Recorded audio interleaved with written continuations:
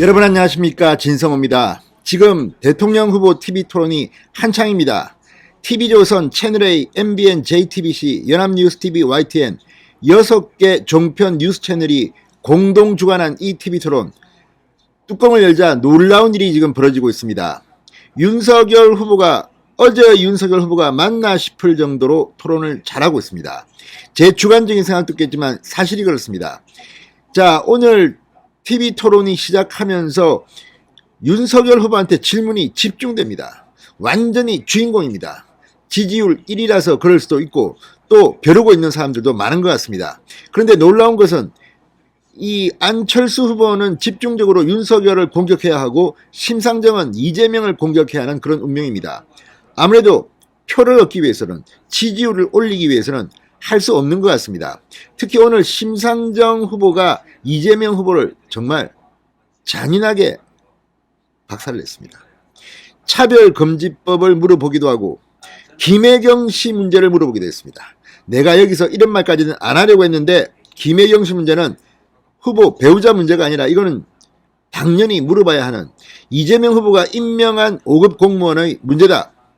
아무튼 오늘 이재명 후보의 표정, 심상정 후보가 바로 옆에 있는데 아주 화가 난다는 듯한 표정이었습니다. 뿐만 아니라 이재명 후보가 2030 천년 대책을 함께 토론하다가 갑자기 김건희 씨 주가 문제를 윤석열 후보한테 질문합니다.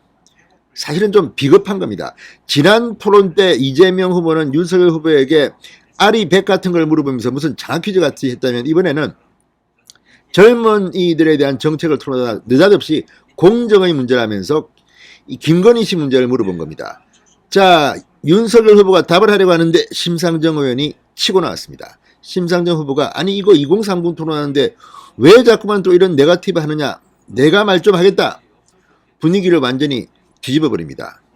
오늘 심상정 후보가 적시적소에 튀어나와서 윤석열 후보의 도미 역할을 한 장면들이 많았습니다.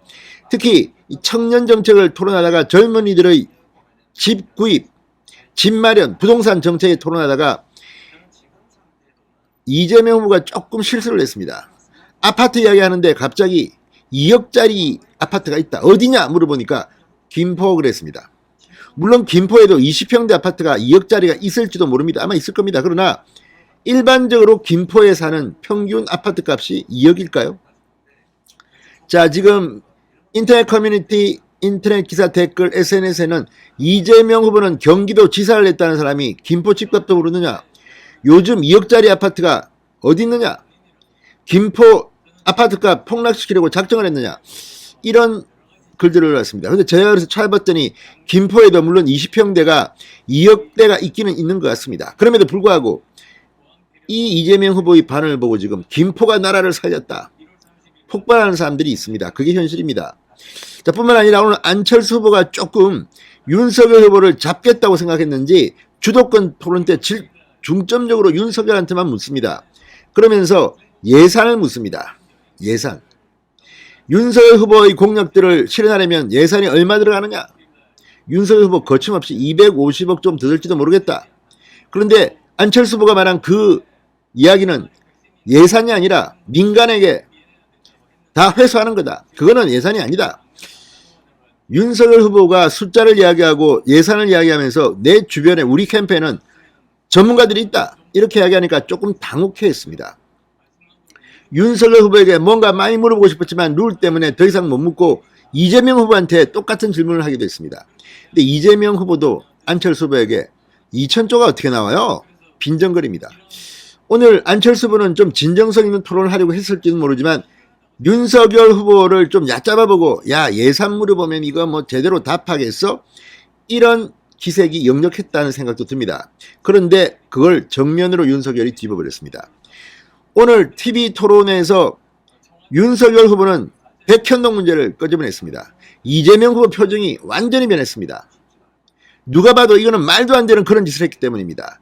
윤석열 후보가 차근히 물어보니까 중간에 이재명 끼어들려고 하다가 사회자 제지를 받기도 하고 오늘 사회자가 상당히 효과적으로 봤습니다. 윤석열에 대한 질문이 많은데 답변할 시간이 없자 심상정 내 시간 주세요. 안철수 나도 15초 주세요.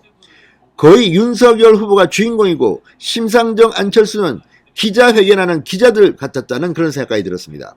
사람들이 왜 윤석열에 관심이 많을까? 1등 후보이기 때문입니다.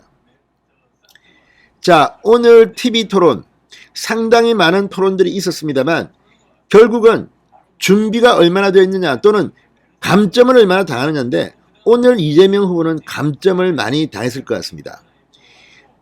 김혜경 씨 발언에 제대로 대답 못하고 백현동 발언에 대답 못하고 자기는 이게 다 거짓말이야, 가짜뉴스야 이런 주장만 하다가 끝난 것은 혹시 아닌지. 아무튼 오늘 이재명 후보의 표정 조금 어두웠습니다. 반면 윤석열 후보는 웃기도 하고 굉장히 여유가 있어 보였습니다. 그 이유가 뭘까요? TV토론 한번 해보니까 야 이거 별거 아니네 뭐 잘할 줄 알았더니 자 그래서 지금 인터넷 커뮤니티에는 그런 글들이 올려옵니다. 야 지금 보니까 진짜 윤석열 그때 윤석열 맞냐? 역시 옛날에 그 홍준표, 유승민, 원효이가 참 TV토론 잘한 사람들인가 보자. 오늘 보니까 뭐 심상정, 안철수, 이재명 가지고는 윤석열의 1대3으로 해도 안 되겠다. 자 오늘 어쨌든 심상정이 차별금지법을 물어봅니다. 이재명한테. 이거는요 진보 쪽 사람들끼리는 뭐 그렇게 치고받고 싸울 수 있을지 모르지만 표에는 상당히 마이너스가 될 가능성이 높습니다. 개신교는 지금 이걸 아주 불안하게 보고 있습니다. 자 이런 모습들 오늘 심상정은 내가 지지율이 이렇게 떨어졌는데 이재명 지지율 좀 가져와야겠다고 작정을 한 사람 같습니다. 자 어쨌든 오늘 TV토론 뭐 시청자 여러분마다 평가가 다르겠지만 지금 진행 중에 있습니다. 윤석열이 달라졌어요. 윤석열이 지금 TV토론의 전문가가 다 된 것 같습니다. 신성호의 직설이었습니다. 여러분 감사합니다.